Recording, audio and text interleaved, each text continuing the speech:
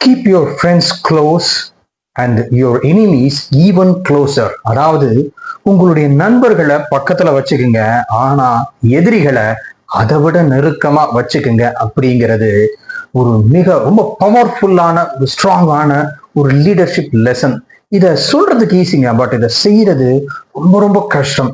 அதை செய்யறதுக்கு ஒரு அபாரமான ஒரு தன்னம்பிக்கை, ஒரு எக்ஸ்ட்ராடினரி ஒரு டேலண்ட், ஒரு பயங்கரமான ஒரு ராஜதந்திரம், இதெல்லாம் வேணும். அதை செய்யறதுங்கிறத அவ்வளவு ஈஸி இல்லை. ஆனா இதை செஞ்சு காமிச்ச ஒரு தலைவர் இருக்காரு. அவரை பத்தி தான் இன்னைக்கு பதிவுல நாம பார்க்க போறோம். அன்பு நண்பர்களுக்கு வணக்கம். இது தடம் யூடியூப் சேனல். தடம் பார்த்து நடப்பவன் மனிதன், தடம் பதிப்பவன் மாமனிதன். இன்னைக்கு நம்ம வீடியோக்குள்ள போறதுக்கு முன்னாடி நம்ம சேனலை சப்ஸ்கிரைப் பண்ணாதவங்க சப்ஸ்கிரைப் பண்ணிடுங்க. மறக்காம பெல் பட்டனை கிளிக் பண்ணிடுங்க. வாங்க இன்னைக்கு நம்ம வீடியோக்குள்ள போலாம். ஏப்ரஹாம் லிங்கன் வரலாற்றின் மிகச்சிறந்த தலைவர்கள் ஒருத்தராக போற்றப்படக்கூடியவர். அமெரிக்க மக்களுக்கு, ஏன் அமெரிக்க அரசியல்வாதிகளுக்கும் இன்னைக்கும் கூட ஒரு ஃபேவரட் பிரசிடென்டாக இருக்கக்கூடியவர் ஏப்ரஹாம் லிங்கன்.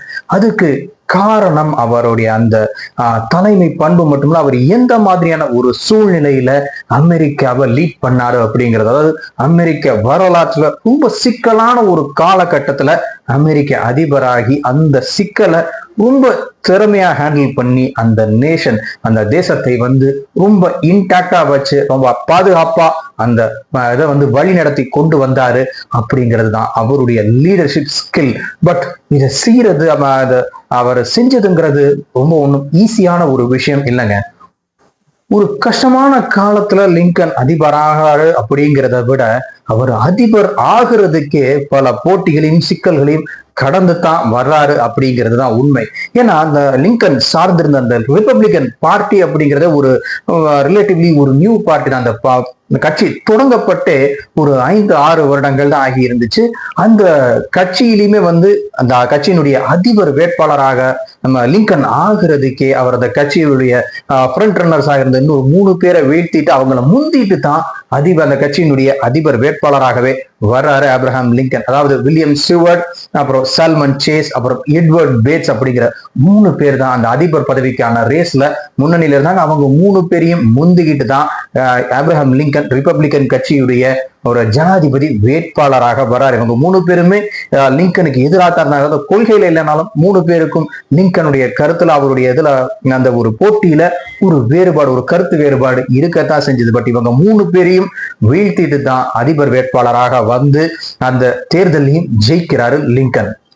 அந்த தேர்தலுடைய மைய பிரச்சனையே இந்த அடிமை முறைக்கு எதிரானதுதான். லிங்கனுடைய ரிப்பப்ளிகன் கட்சியே அந்த அடிமை முறைக்கு எதிராகத்தான் இருந்துச்சு. அந்த அடிமை முறையை ஸ்ப்ரெட் பண்ண விடக்கூடாது, விடக்கூடாதுங்கிறதுல ரொம்ப தெளிவாக அந்த கட்சி இருந்துச்சு. லிங்கனும் அதுல ரொம்ப உறுதியான ஒரு கொள்கையோட இருந்துதான் ஜெயிச்சு வந்தார். அதை வச்சுதான் ஜெயிச்சு வந்தாரு. அதிபராக ஜெயிச்சு அவர் எடுத்த அந்த முடிவுகள் அந்த நாட்டையே பிளவுபட வைக்கக்கூடிய ஒண்ணா இருந்துச்சு.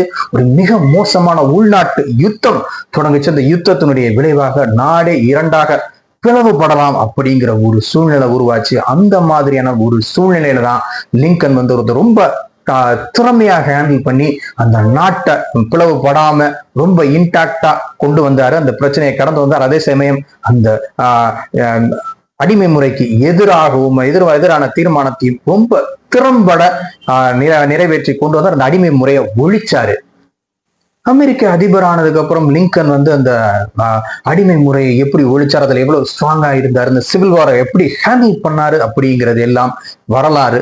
ஆனா அதுல ரொம்ப முக்கியமான விஷயம், அதுல அவர் செஞ்ச ஒரு விஷயம் என்ன அப்படின்னா, இந்த பிரசிடென்ட் ரேஸ்ல தனக்கு எதிராக இருந்த ரிப்பப்ளிகன் பார்ட்டியுடைய அந்த 3 போட்டியாளர்களையும் தன்னுடைய கேபினெட்ல சேர்த்துக்கிட்டாரு.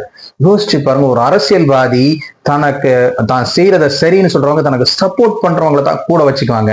ஆனா இவர் தன்னை எதிர்த்த 3 பேரை கூட வச்சிருக்காரு. இவங்க 3 பேரும் லிங்கனுக்கு எதிராக போட்டியிட்டவங்க மட்டும் இல்ல, லிங்கனை ஓப்பனாக விமர்சனம் பண்ணவங்க. அவங்க ஒவ்வொருத்தருக்கும் லிங்கனுக்கு எதிரான ஒரு கோட்பாடு அப்படி என்னதான் ஒரே கட்சியாக இருந்தாலும் லிங்கனுடைய அப்ரோச் அப்படிங்கிறது அந்த பிரச்சனை எதிர்கொள்றதுக்கு போதுமான அளவுக்கு இல்லை அப்படின்னு 3 பேரும் பப்ளிக்காவே லிங்கனை விமர்சனம் பண்ணவங்க. அப்படிப்பட்டவங்களை தான் கூட வச்சுக்கிட்டாரு லிங்கன். இதுதான் keep your friends close, enemies even closer. அதாவது எனக்கு நான் சொல்றதெல்லாம் சரின்னு சொல்றவங்களை என் பக்கத்துல வச்சிருக்கிறதுல எனக்கு என்ன லாபம், என்னுடைய கருத்துக்களுக்கு எதிர்கருத்து சொல்றவனாலதான் நான் முன்னேற முடியும் அப்படின்னு லிங்கன் அதுக்கு விளக்கம் சொன்னாரு. அதுதான் அவர் அதைத்தான் செஞ்சாரு. இந்த 3 பேரும் லிங்கனுக்கு எதிராக லிங்கன் மேல ஒரு வெளிப்படையான விமர்சனங்களை வச்சு இந்த 3 பேரும் லிங்கனுடைய கேபினெட்டுக்கு வந்ததுக்கு அப்புறம் அவங்களுடைய கருத்துக்கள் எல்லாம் ரொம்ப போல்டாக லிங்கன் முகத்துக்கு நிறைவே சொன்னாங்க. எல்லாத்தையும் லிங்கன் பொறுமையா கேட்பாரு. நல்லா பொறுமையா கேட்டு ஆழமா யோசிச்சு முடிவை அவர் தான் எடுப்பாரு. எடுக்கிறது மட்டும் இல்லாம அந்த முடிவுல ரொம்ப ஸ்ட்ராங்காக இருப்பாரு.